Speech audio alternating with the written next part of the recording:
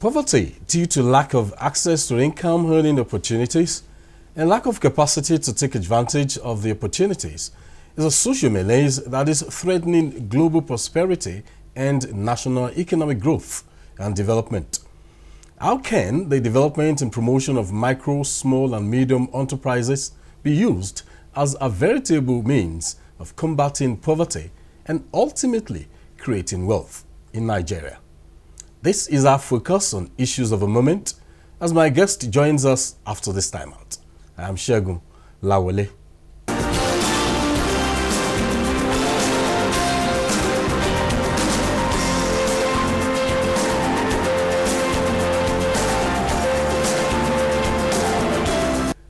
My guest on the program is the Director General, Small and Medium Enterprises Development Agency, SMEDAN, Dr. Dikko Umar Rada.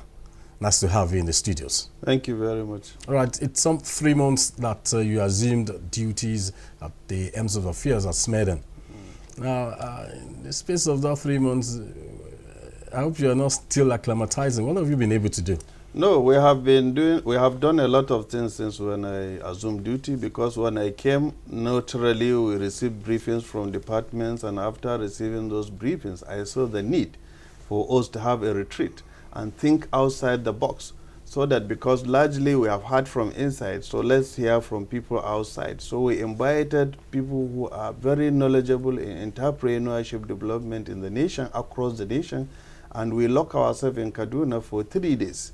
And we had a very, very, very useful deliberations and see how we can reposition the agency for more efficiency and effectiveness. All right, well, if I ask you, maybe akin to what you just said, every chief executive, once there's a change in baton, the new person wants to set agenda. I'm not sure yours is different. My agenda is in line with the mandate given to us. The agency we have a mandate in the agency, and this mandate is to develop macro, small and medium enterprises, to give them business development support, to provide entrepreneurship training, so that we can build the capacity on those entrepreneurs, and then for the entrepreneurs to develop themselves. You did say it some times ago, of course, shortly after you resumed duties, that you were going to create over 1 million jobs within the space of 6 months or 1 year. Are you still standing by what you said? We are still on it, because that was some of the imperatives we came up with during our retreat. We came up with a lot of ideas on how to develop and create more jobs, because the issue of the moment in the country now is to create more jobs to the teeming youth in the country, create a lot of wealth. So these are some of the things that we do. And the major challenges we have is we have 37 million enterprises in Nigeria as at 2013.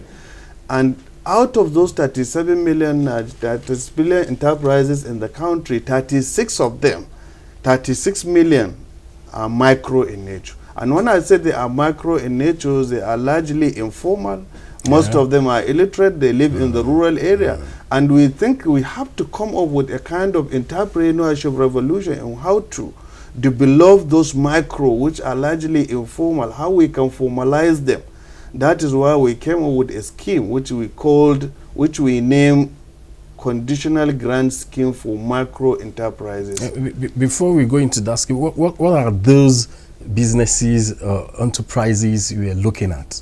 We are looking at the macro, because the micro businesses are the small businesses. It includes traders, it includes vulcanizers, it includes akara, those women that make akara. All this. So these are the kind of macros. They vary in nature, depending on the location and depending on the society that you are interested in. But the issue is we have to do something about those micro enterprises, because they constitute about 97% of our clients. All right. And then these are the people that suffer most, because they are pending to eat. What they are after is how they can get food into their stomach. So they are doing one thing or the other to bring food to the table. So how we have to do something to develop these people. When we develop them, it is better, they will become better enterprises. They can grow from micro to small to the medium, And then you can have a lot of, we create market access for them. Some of them can even develop up to the exporting, up to the standard of exporting their products. All right. When you talked about conditional grant scheme, now my mind tells me it has to do with finance, a grant. Can you shed more light on what kind of grant, what does it entails? Since they are micro in nature and they are largely informal, so what we said, that is why we bring in the issue of grant, because most of them cannot access financing. They don't even have what it takes to access financing. So the only thing the government should do is to provide a kind of grant which is conditional in nature, and some of these conditions for them to access this financing is they have to register their business with CAC. We have already started discussing with CAC on how to come up with a package. You're asking them to pay. Is it going to be free of charge? No. We are going to fund it. We are going to champion it. We have started discussing. This grant encompasses all these things. All right. We have made provision in which we can register for their businesses. When they register their businesses, in the first instances, they are becoming formal. And invariably, the advantage is when they become formal, the government can take advantage of that and get an increase on their IGR at all levels, from local government, state, and federal level. And again, the second condition is for them to open bank account. We have started discussing with the banks already on how banks can come to our aid and reach these people to their locality and open accounts for them at ease, at no cost, so that these people can get themselves familiarized with the banking procedure. From there on, they will grow themselves and they can be able to access financing themselves without even SMEDAN around. And then thirdly, we said we have to create micro insurance so that to reduce the risks of doing their business. This micro insurance, there are a lot of insurance companies who are willing to partner with us to provide this micro insurance to these small entrepreneurs.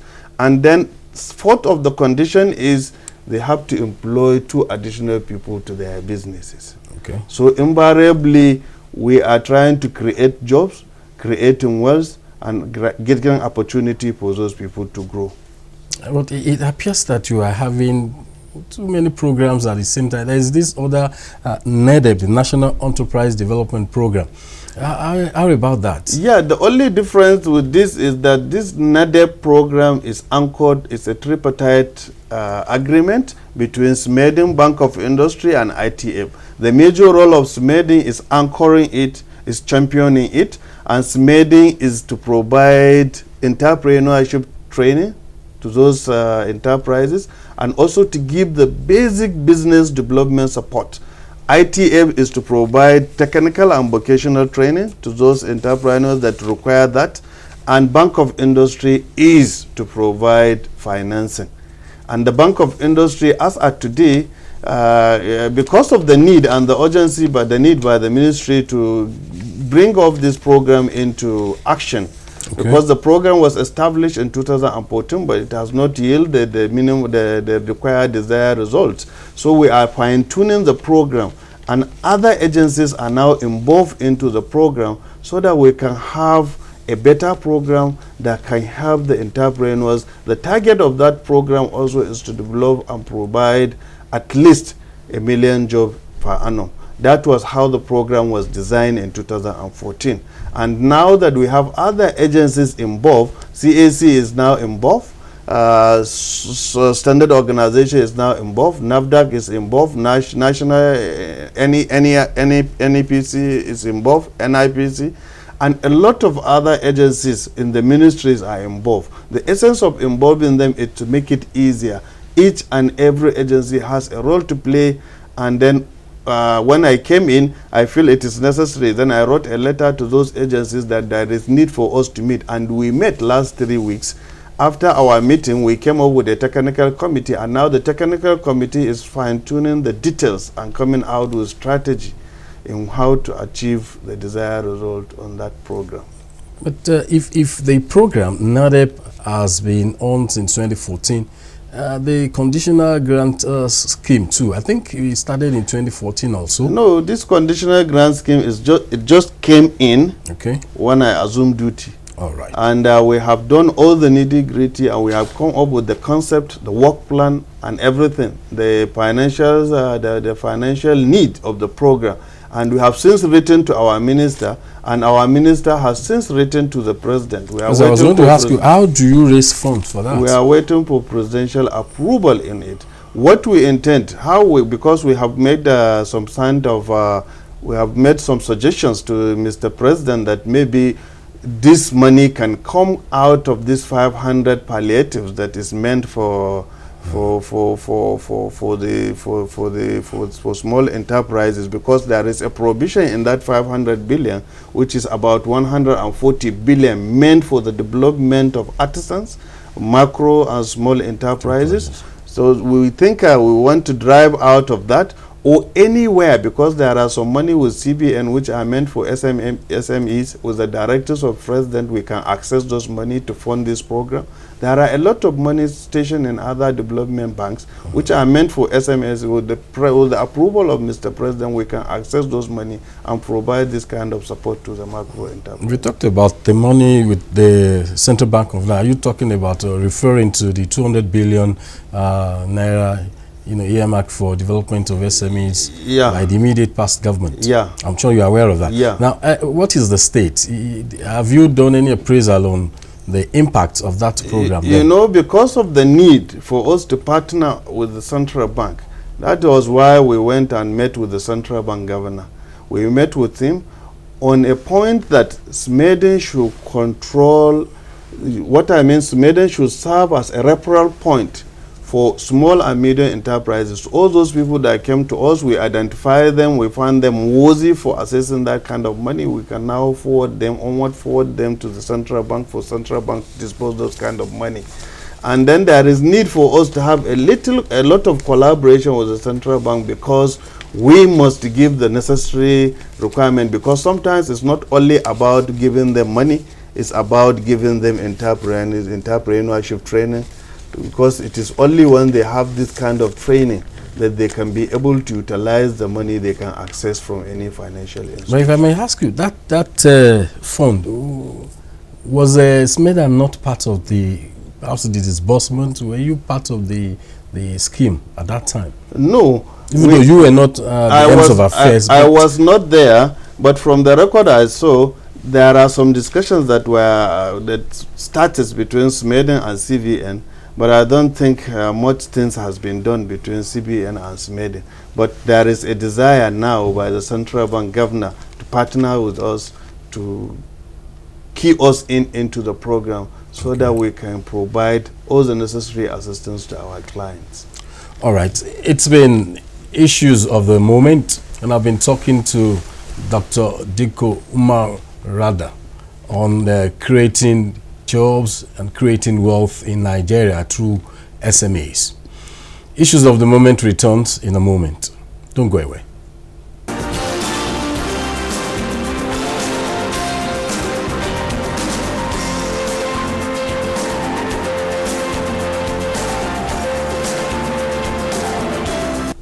Thanks for joining us again. I still have in the studios the Director General, Small Medium Enterprises Development Agency, SMEDAN, Dr. Rada. Now, we were talking of financing SMEs in Nigeria, in creating jobs and creating wealth. Now, financing has always been the bane of promoting and developing SMEs in Nigeria. In fact, people are discouraged. If you approached any financial institution, commercial banks, the interest rate is always high. Is there anything you can do apart from these other programs, because it's not everybody that will be captured under these various programs that will real that, but for those potential entrepreneurs that are still willing to come out and seek financial assistance from bank, how can you assist? How can you come in? At every opportunity to discuss with entrepreneurs in Nigeria, their major complaint is how to access financing, and the conditions set aside for them to access financing, even in the development banks, is really very steep for them to meet. Major challenge is collateral, equity contribution.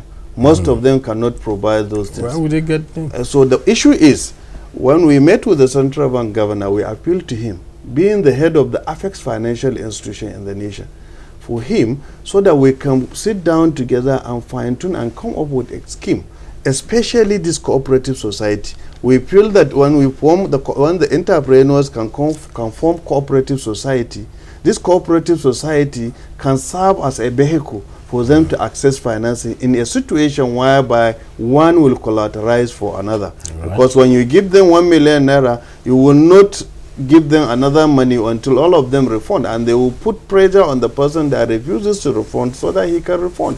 There are a lot of, and we are also looking at the aspect of movable assets, that this movable assets can be also used as a means of collateral. And we are talking with the Bank of Industry, because their interest rate is 1 digit now, which is almost 9%, but we are working details about this aspect, especially in the NEDEP program, that why can't we reduce it, especially for macro businesses, to about 3 to 5%, so that they can access it easily. They can have, it will not be hard on them to repay. So it is now based on what we are doing. We want to have the opportunity now, so that when we gather our information right and we came up with strategy, also